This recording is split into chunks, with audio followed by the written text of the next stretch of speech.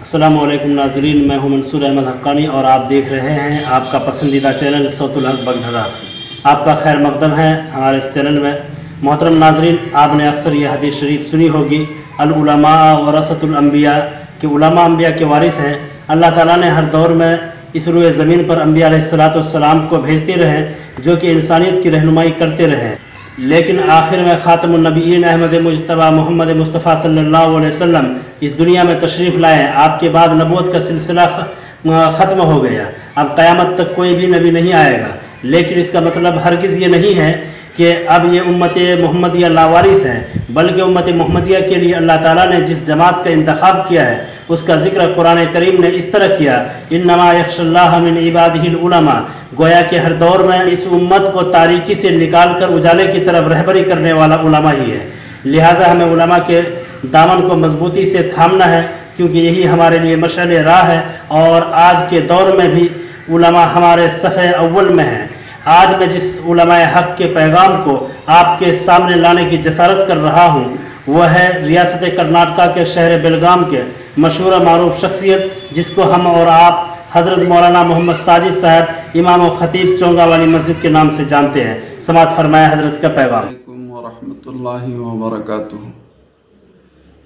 मौजूदा हालात के पेश नज़र आप हज़रत की खिदमत में 4-5 मिनट में 5 बातें रखनी हैं।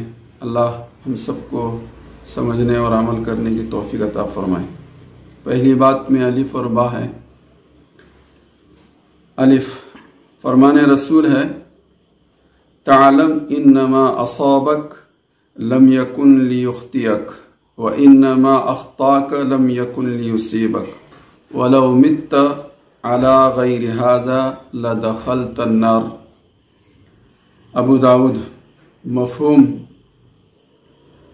जिस बीमारी में तुम मुब्तला हो गए तुम उस बीमारी से बचने वाले न थे और तुम महफूज रह गए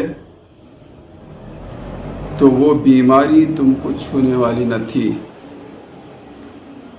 इस अकीदे के अलावा पर मरने वाला जहन्नम में जाएगा।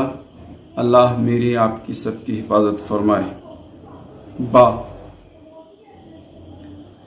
साहबी रसूल ने सरकार से सवाल किया, या रसूल अल्लाह अराअयत दवाअन नतदावा बिही व तुक़ातन नत्तक़ीहा हल तरुद्दु मिन क़दरिल्लाहि शैया क़ाल हिय मिन क़दरिल्लाह। तिर्मिज़ी।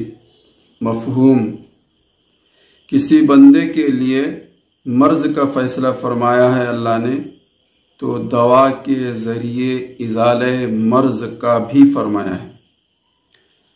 और कोई बीमारी से महफूज है तो एहतियाती तदाबीर को भी अल्लाह ने उसकी हिफाजत के लिए बहाना बनाया है।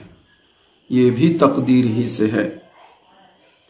इन दोनों रिवायतों को सामने रखते हुए तमाम मुसलमानों से हम अपील करते हैं 2 बातों की। एक तो है ईमान बिल क़द्र में अपने आप को मजबूत बनाना। दूसरी बात, ज़रूरी एहतियाती तदाबीर ज़रूर इख्तियार करना। यही शरीयत की तालीम है, यही शरीयत की तालीम है। नंबर 2, डॉक्टर्स हज़रात से दरख्वास्त करते हैं कि मुकम्मल एहतियाती तदाबीर के साथ अपने अपने क्लिनिक को शुरू फरमाएं। आपका ताउन हम सब की जिम्मेदारी है। इसको इंशाअल्लाह हम हुस्न खूबी के साथ अंजाम देने की पूरी कोशिश करेंगे।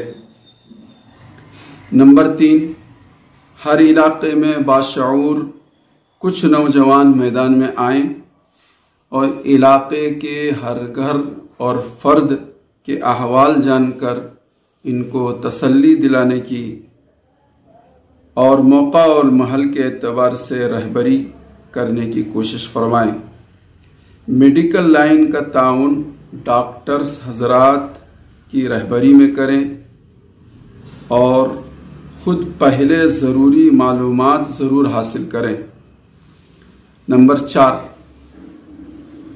इलाके के ज़िम्मेदारों से दरख्वास्त है, इलाके में काम करने वाले नौजवानों में और डॉक्टर्स हजरात में बेहतरीन रब्त कायम करें और ज़रूरी ज़रूरतों का ज़रूर इंतज़ाम फरमाएं। नंबर 5,